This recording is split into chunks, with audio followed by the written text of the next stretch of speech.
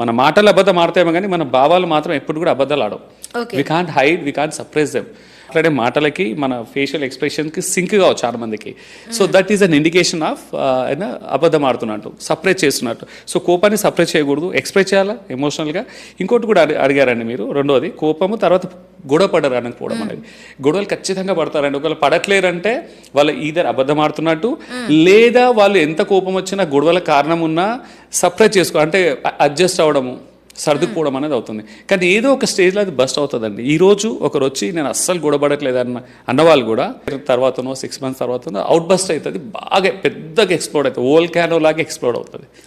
అంతవరకు తెచ్చుకోకూడదు. అంటే చిన్న చిన్న మిస్అండర్స్టాండింగ్స్ ఉన్నప్పుడే వాటిని క్లియర్ చేసుకోవాలండి. ఇది ఏంటంటే మానసికంగానే కాదు, ఇమోషనల్గానే కాదు, బయలాజికల్ కూడా, భౌతికంగా కూడా వాళ్ళ ఆరోగ్యం అనేది చాలా ఇంపాక్ట్ అవుతుంది. ఎందుకంటే ఎప్పుడైనా మన ఎమోషన్స్ సపరేట్ చేసినప్పుడు న్యూరోకెమికల్స్ ఏవైతే ఉంటాయో మైండ్లో, అదే అన్డిజైర్డ్ నెగటివ్ హార్మోన్స్, ఆ న్యూరోకెమికల్స్ ఎక్కువ అవుతాయి. సో మనకు తెలియకుండానే మన బాడీ కెమికల్స్, న్యూరోకెమికల్స్ రిలీజ్ చేస్తుంది, నెగటివ్ హార్మోన్స్. కార్టిసాల్ అనేది మోస్ట్ ప్రీడామినెంట్ స్ట్రెస్ హార్మోన్, అది ఎక్కువ రిలీజ్ అవుతుంటుంది.